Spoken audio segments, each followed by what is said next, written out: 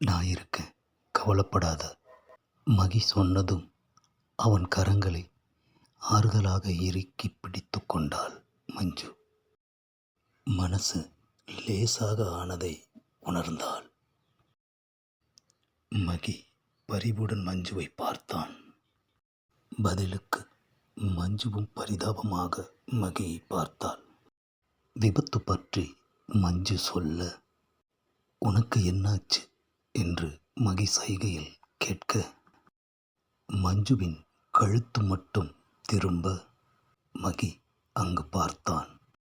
மஞ்சுவின் மருத்துவ விபரம் இருக்க அதை எடுத்து பார்த்தான்.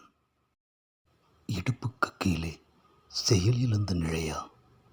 இனி மஞ்சுவால் என்ன செய்ய முடியும்? அதிர்வுடன் மஞ்சுவை பார்த்தான். மஞ்சுவின் விழிகளில் கண்ணீர் துளிகள். மகியின் முடிவு என்னவாக இருக்கும்? மஞ்சு யோசிக்க, அவள் நினைவில்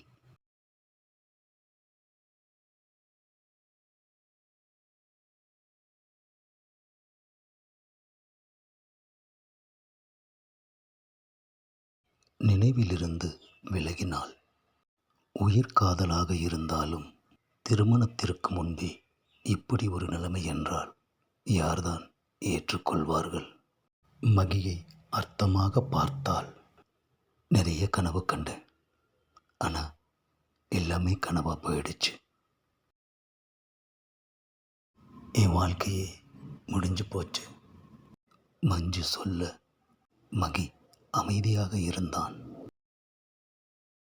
விபத்து நடக்காமல் இருந்திருந்தா இந்நேரம் நம்ம கல்யாணம் நடந்திருக்கும்.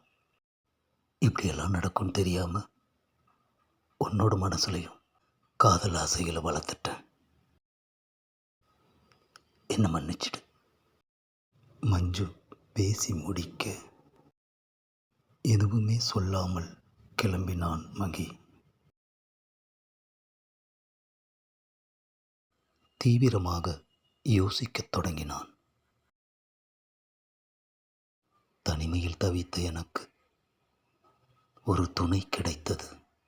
ஆனால் அவளுக்கு இப்படி நடக்கும் என்று நான் எதிர்பார்க்கவில்லை. பிறந்த நாள் அன்று மஞ்சுவை வீட்டுக்கு வர சொன்னது என் தவறுதான். நான் அவளை வர சொல்லாமல் இருந்திருந்தால் விபத்து நடந்திருக்காது. என்ன முடிவெடுப்பது? மனசாட்சியுடன் போராடினான் மகி. மருத்துவமனையில் மகியை பற்றி யோசித்தாள் மஞ்சு. நான் இருக்கின்றேன், கவலைப்படாதே என்று சொன்னவர் அதற்கு பின் எதுவும் சொல்லவில்லையே. அது வெறும் வார்த்தையா அல்லது வாழ்க்கையா? காதல் என்கிற பெயரில் காலம் முழுவதும் கஷ்டப்பட முடியுமா? மகியின் முடிவும் சரிதான்.